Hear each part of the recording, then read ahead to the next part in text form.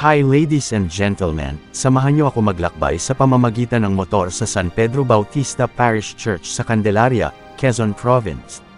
Ang simbahang ito ay dinadaanan sa Maharlika Highway mga 23 kilometro mula sa Lucena City, ang kabisera ng probinsya at 107 kilometro sa timog ng Maynila. Ang simbahang ito ng parokya ay naglilingkod sa mahigit 100,000 katao ng bayan ng Candelaria. Ang simbahan, na kilala bilang San Pedro Bautista Church ay isang protektadong hiyas para sa mga tao ng Candelaria bilang ang pinakakilalang lumang istruktura sa modernong bayan na ito.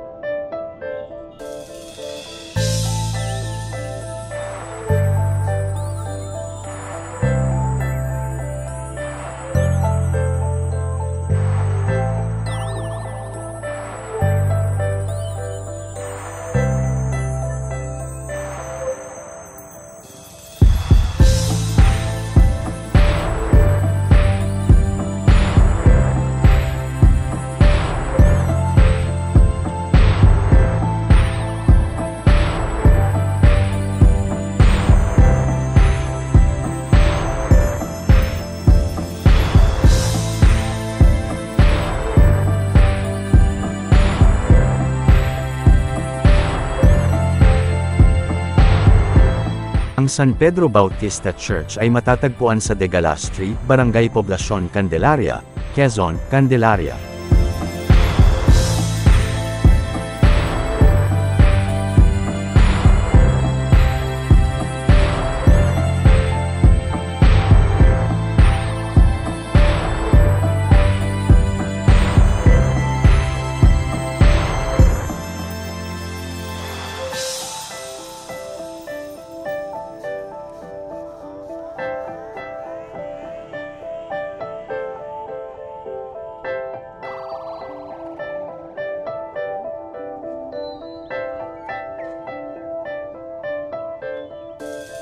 Isa sa pinakamatandang simbahan na itinayo ng mga preleng Pransiskano sa Quezon, ang huling pinakalumang simbahan na itinayo noong ika-18 siglo na gawa sa Cogon na itinayo noong 1879. Noong 1884, idineklara ang Candelaria, Quezon bilang Pueblo y Parroquia. Ang bayan ng Candelaria, Filipino, Bayan ng Candelaria, ay isang unang klaseng bayan sa lalawigan ng Quezon, lalawigan, 2010 census, ay may populasyong 110,570. Ito ay may kabuuang lawak na 175 kilometer. Noong 2005, sinimulan ng mga taga-Candelaria ang isang selebrasyon na tinatawag na Candle Festival. Mula noong 2005, sinimulan ni Monsignor Charles Pedro A. Herrera, ang kura paroko, ang kanyang debosyon sa Nuestra Señora de Candelaria at pinarangalan niya ang Candle Festival tuwing ika-2 ng Pebrero. Ang pagdiriwang ay tinapos sa isang prosesyon sa mga lansangan ng bayan na nagtatampok sa street dancing ng mga kabataan ng komunidad bilang parangal sa mahal na birhen. Isang parada ng mga karosa na kumakatawan sa bawat isa sa 25 barangay ay itinampok din sa pagdiriwang. Ang simbahan ay may 2 matulis na bell tower na may azotea sa harapan. Sa harap ng simbahan ay ang Candelaria Town Hall at ang Welcome Arch ng bayan. Malapit sa simbahan ang malavigan na mga lumang bahay. Sa harap ng simbahan ay ang Candelaria Town Hall at ang Welcome Arch ng bayan. Ang simbahang ito ay isang mahalagang palatandaan at nagkaroon ng papel sa paghubog ng lipunan ng Candelaria. Ang simbahang ito ay dapat protektahan para sa kanyang lumang kagandahan at ang mga bata ay dapat ding makilahok. Ang Candelaria, Quezon, bilang isang modernong bayan, na umuunlad bilang isang pang-industriyang lugar na may pinakamaraming pabrika ng nyog at mga refinery ng langis, ang simbahan kahit na medyo kontemporaryo, ay isang matandang kagandahan para sa bayan. Ito ay isang pamana kung saan ang lumang kagandahan nito ay kahanay ng proteksyon nito.